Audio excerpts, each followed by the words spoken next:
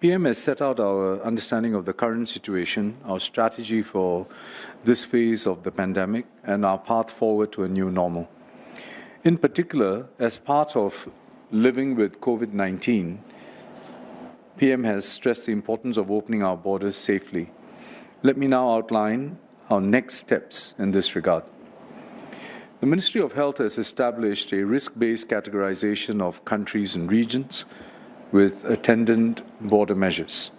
It is based on a public health assessment of a country or region's COVID-19 situation, including their infection rate and vaccination coverage. It is the baseline setting upon which we assess further reopening moves. We review this framework regularly as the COVID-19 situation here and abroad continues to evolve. Specifically, countries such as Denmark, France, Italy, Netherlands, and Spain have been moved to Category 2 from the 7th of October. And with effect from the 13th of October, more countries, including the US and UK, will also come under Category 2. Against this backdrop, I will lay out our next steps to reopen our borders through the expansion of the vaccinated travel lanes. On 8 September this year, we commenced our first vaccinated travel lanes with Germany and Brunei, which allowed fully vaccinated travelers from these two countries to enter Singapore without quarantine requirements. Prior to this, we had reopened our borders only to visitors from very low-risk countries and regions in Category 1, such as mainland China, Hong Kong, Taiwan, and Macau. The VTLs with Germany and Brunei were our first reopenings to general travelers. They were designed with a specific set of safeguards, including proof of vaccination and repeated testing. This was part of our cautious, calibrated approach to reopening our borders while upholding our public health objectives. Over the past month, the various stakeholders, including airlines, Changi Airport, and our government agencies, have gained valuable experience through the implementation of the VTL. This includes putting in place an application process for visitors, checking on vaccination status, managing arrivals in Changi Airport, and tracking compliance with the prescribed testing regime. We have monitored the VTL scheme closely and are encouraged by the outcomes. As of 8 October, yesterday, more than 3,100 travelers from Germany and Brunei have entered Singapore via the vaccinated travel lanes. All travelers have complied with the testing regime, including the requirement to be tested post-arrival on days 3 and 7. There have only been 2 imported cases. Both were detected at the point of arrival by their PCR test and were isolated before interaction with the general community. With the experience and confidence gained from these initial VTLs, we are now ready to expand the scheme to more Category 2 countries and regions, and I will now outline our next set of moves.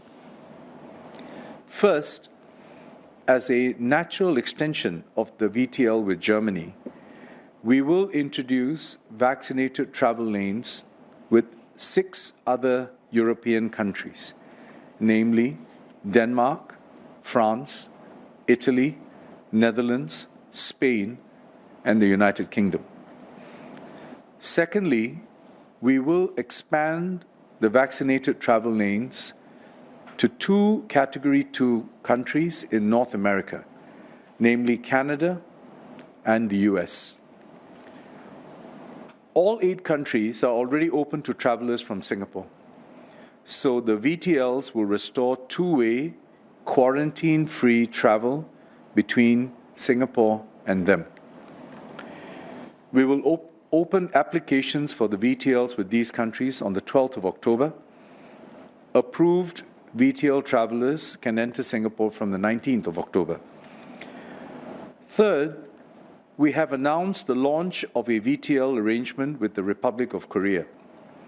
The ROK is currently closed to general travelers from most parts of the world, including Singapore. except for specific groups such as those traveling for business, official, or compassionate reasons. Our discussions with the ROK to commence quarantine-free bilateral travel were concluded yesterday at my meeting with ROK Minister No Hyong Uk. I am pleased that we have agreed to jointly establish VTLs between our two countries. We will open applications for the VTL with the ROK on 8th of November. Approved travelers from the ROK can enter Singapore from the 15th of November, and similarly, approved VTL travelers from Singapore may enter the ROK from the 15th of November. This is a significant agreement, especially as it is the first such travel arrangement between two major aviation hubs in Asia. We hope that it will pave the way for more countries in our part of the world to safely reopen their borders to each other. In tandem with these moves, we have reviewed and will update our current safeguards under the vaccinated travel lanes. First, proof of vaccination. We require VTL travelers to present verifiable and authenticated digital proof of vaccination as a precondition for entry. The European and Asian VTL countries whom I have listed all issue national digital vaccination certificates. For Canada and the US, we will start by accepting digital vaccination certificates issued in the Smart Health Card format on the Common Trust Network. This will enable our border agencies to read and verify their digital vaccination certificates. We will continue working with our counterparts to progressively include more digital certificate formats. Henceforth, we will also recognize proof of vaccination issued in any VTL country for travel under the VTLs. This means that a traveler could have been vaccinated in France and travel to Singapore under the German VTL. Second, travel history. Currently, VTL travelers must have remained in the country of departure and/or Singapore in the 14 days prior to the departure for Singapore. With the expansion of VTLs to countries and regions of a similar risk profile, we will accept a 14-day travel history in any of the VTL countries and/or Singapore. This change will give travelers greater flexibility in planning their itineraries. Third, testing regime. Currently, VTL travelers are required to take 2 PCR tests on the 3rd and 7th day after arrival, in addition to a pre-departure and an on-arrival PCR test. After further consultation with the Ministry of Health, only 2 tests will be required of VTL passengers. A negative PCR test result taken 48 hours prior to departure and an on-arrival PCR test. In addition, VTL travelers will still be required to take designated flights from their country of departure. We will start with a total of up to 2,500 daily arrivals across the 9 VTL countries that I've just announced. Together with the 2 current VTLs, this means up to 3,000 travelers may enter Singapore daily through the vaccinated travel lanes. We will monitor the incidence rate, observe the demand before deciding on any further increases in capacity. I have outlined our plans to extend VTLs to 9 more Category 2 countries. When fully implemented, we would have established vaccinated travel lanes with 11 countries, 2 in North America, 7 in Europe, and 2 in Asia. Collectively, these countries accounted for about 10% of our pre-COVID annual passenger arrivals at Changi Airport. They rank among our top 20 trading partners.